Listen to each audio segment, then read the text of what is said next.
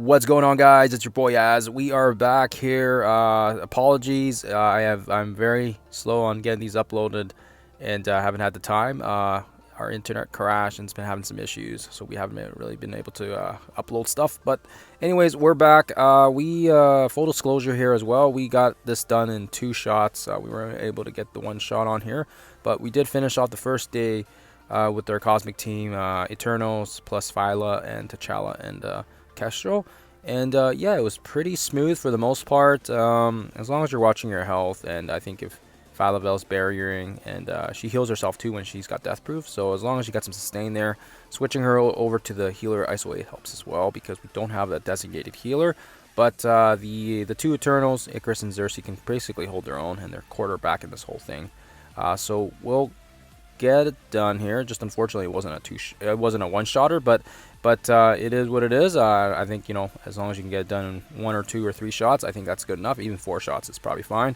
I just did not want it to take the Stitcher Ravager up to level 85 or 890 or whatever you want to call it. It was just too much gold, and right now gold's better utilized on much better characters. Unlimited X-Men. Young Avengers, anyone right now that you kind of need, right? Or even Darkhold, right? So anyways, we're gonna start off with a big boom. We had all cooldowns saved up from the last wave, and I found this one to be most effective by targeting the left side. And I've seen videos where they target the left. I found that targeting Beast and getting rid of him and Strange are the best strategy, because if you leave Beast alone, he kind of gets, he starts giving everybody crazy amounts of buffs and removing debuffs, and then of course Doctor Strange revives, flip buffs. So I found that focusing on the left flank was easier, whereas the right side, yeah, if you leave Raccoon alone, he does a bit of damage, but overall the more important characters are kind of on the left side, like Bishop and Groot. And yeah, I found that to be the best method anyways. I don't know if you guys have had better luck. Might just be RNG as well, but that's just the way I found it. And yeah, overall I found that it was pretty straightforward. I was close to the 1-shot, but yeah, I think, what is it, they downed I think it was Phylavel or T'Challa first, and then yeah, you could just tell the 1-shot wasn't doable anymore, and I did not want to reset the node. It's just too long of a recording, and you're just like, oh gosh. So anyways, leaving the right side alone is fine, because they are, Psylocke has that flip where she transfers all the negatives, but once she does that, she's pretty useless, I'd say. Definitely they need to buff her or something like that. But anyways, so once you take care of that side, the next wave drops, and just be careful here. We did not have Xerxes' ultimate as well on the cooldown. She was 1 turn off of it, so we weren't able to utilize it, but we did use her stun, so that's fine. Just be careful of the Ghost Rider here. He can pack a pretty massive punch, and if you're doing a killing blow, maybe just make sure it's not Phylavel or T'Challa, because it will sting quite a bit. If it's one of the Eternals, it's fine. They got the defense up and all these crazy buffs. That's what I found. So just be careful of that. And Castro can take quite a beating as well, because ours is 6 red.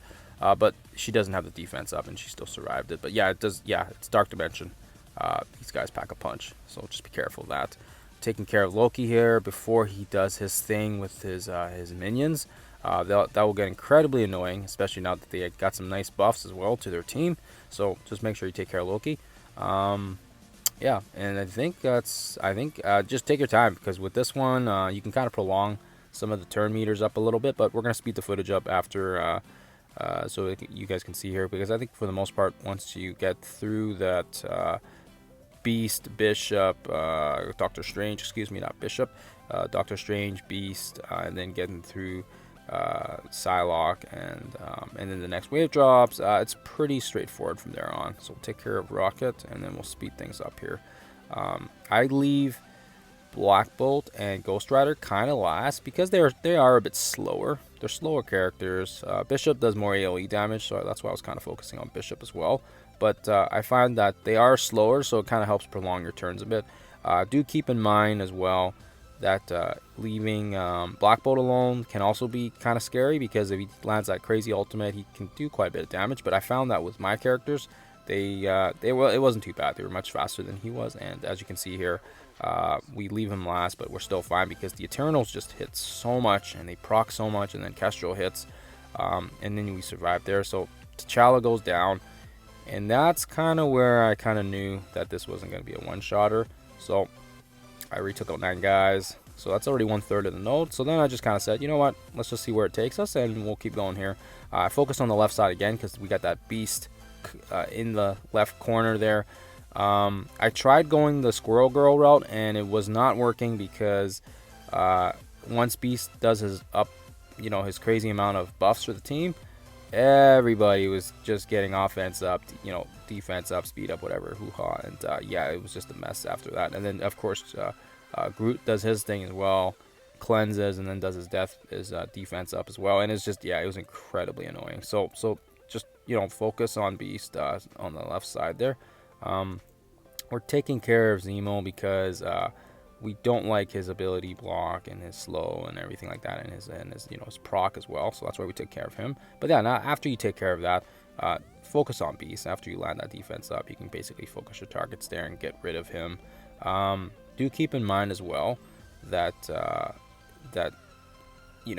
these characters on the board here, probably not the exact order that I would go for, best efficiency. It was just, I thought, go for Beast, and then go for whoever has that defense up, whoever you can proc it to, so that way Kestrel gets that extra little hit.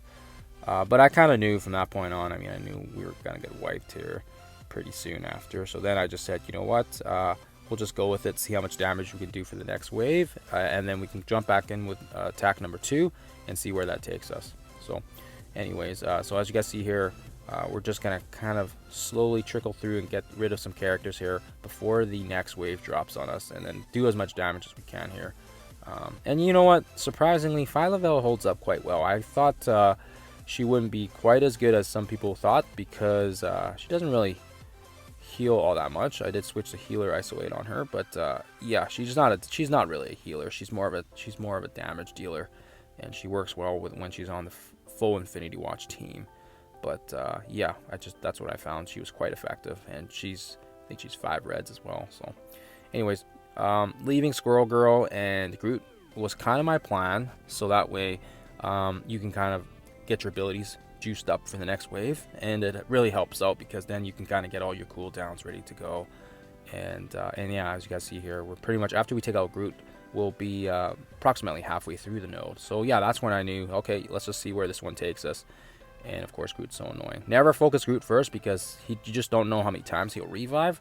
So I never took that chance, and I always got rid of him last. And then right here, we'll do the ultimate and the special. Unfortunately, Kestrel was charged, so Greg doesn't come back. So that way we don't get that double proc that you would normally get with with Icarus bombs. But that's fine. We do a quite decent amount of damage here. Again, I focused that special on the middle, so it hits more characters. I think it hits like pretty much 6 characters versus, like, I think if you do the left side, it only hits 5 just because of their placement. So focusing right there is great. And yeah, again, as you guys see here, trying to get those procs when I can, trying to get the defense down. Leaving I don't know if leaving Ghost Rider alone was the best move because he just keeps hitting us, but you know what, I didn't care at that point. And then from here on out, you guys can see we're just trying to save our ultimates and specials and just take some single target hits there. So we do go down there, but we do a very nice chunk of damage to this node, and it gets us in a pretty good spot to two-shot it. And as you guys see here, we're pretty much about, almost more than 60% of their damage. So that was the first attack attempt, so that was pretty solid. And then we go into the next day here. I forget. I don't think it was the next day after, but it was a couple days, I think, after. But yeah, I forgot to jump into the game because we were traveling. And yeah, as you guys see here, that's the damage again.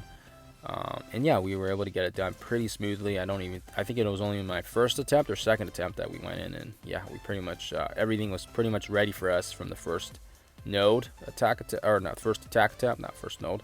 And yeah, it was very solid here. Everybody's healed up and ready to rumble. And Yeah, like I said, if you have to 2 or 3 shot it so you don't have to reset it again, I think that's the better way to go. This team is very definitely can one shot it. It's just like I said, you just how perfect do you want to wait for that RNG to fall into place, and if somebody just takes out the wrong character, then you kind of have to reset everything. So yeah, I was not patient enough for that. I was just like, I'm sick of this. I want to just get it done and start the legendary nodes. So anyways, again, probably should have went for Ghost Rider. I think that probably would have been the smarter move. I think leaving him this far along probably was more dangerous. But as you guys see here, we get the offense down on him thanks to Falavel's special, or excuse me, ultimate.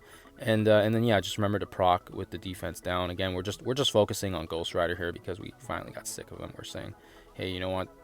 You've been sticking around and doing too much damage to us. And it would have been nice if we actually had defense down on him as well to get that extra proc from Kestrel, but unfortunately we did not.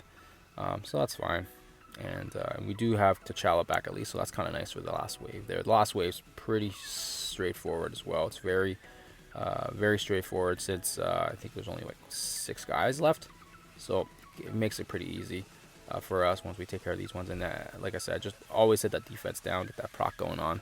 With the Eternals, I mean, you're getting Kestrel's proc plus like 3 other attacks from Icarus and Cersei, so it helps out immensely. Like, it's a crazy amount of damage that they do on the side. So that's why I think it doesn't really matter who your other 3 characters are, or I should say your other 2 characters are, because I think having the Eternals is pretty much a given, and then Kestrel is a given, and whoever else you want to bring in on top of those 3. But yeah, Kestrel, I feel like she's a top contender because she's a skill slash tech.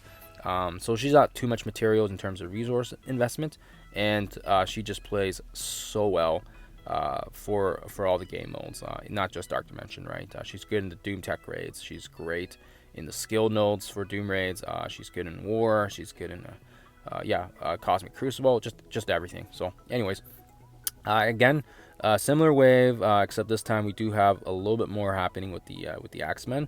And yeah, just being careful here again. We got that Beast and double Bishop combo, and our strategy here is always take out Beast or try to do some damage to that cluster, including him. We leave him alone, he's going to be very dangerous, and he's going to be buffing everybody up, and it's going to be very scary with all those buffs. Like I said, I think I ran it the one time just to see how it'd go. In the first half of the node, where he was just kind of on the left side and I went the right side, hitting Raccoon and Groot and Psylocke, and yeah, it was brutal because, like, look at this, look at all these negatives. So right here, the best time to use that ultimate is when he does the buffs, and that's what I kind of waited for before. I didn't actually have it in cooldowns, so it worked out perfectly. So you can flip it, and then you can basically stun him or whatever. And yeah, he gets that turn meter too, right? When he gets his allies, I think, dropping below a certain health percentage, I think 50% or something, right? So that's why he's so dangerous and annoying. But yeah, as you guys see here, once you take care of him and stun the 2 bishops, stun Beast and get rid of the 2 bishops, then you're in pretty solid form to finish up the node here. And we'll speed it up so you guys don't waste too much time. But again, just making sure you hit anybody with defense down so you get that proccing for you guys, and it's going to make it a very, very smooth attack attempt.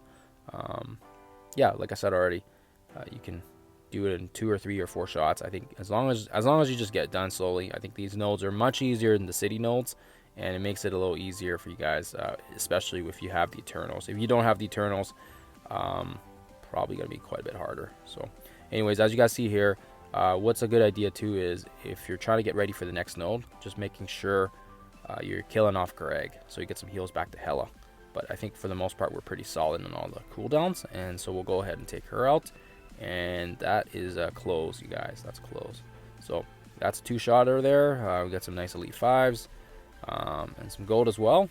Should be more gold. I still think that's a very cheap amount of gold for how hard these nodes can be. Especially given how close the rewards are to the other previous Dark Dimensions. I'm not happy with that, but it is what it is. So there you guys have it. We did 50 something and 30 on the second. So that's the 2-shotter, guys, and we'll catch you guys in the last and final node for Cosmic.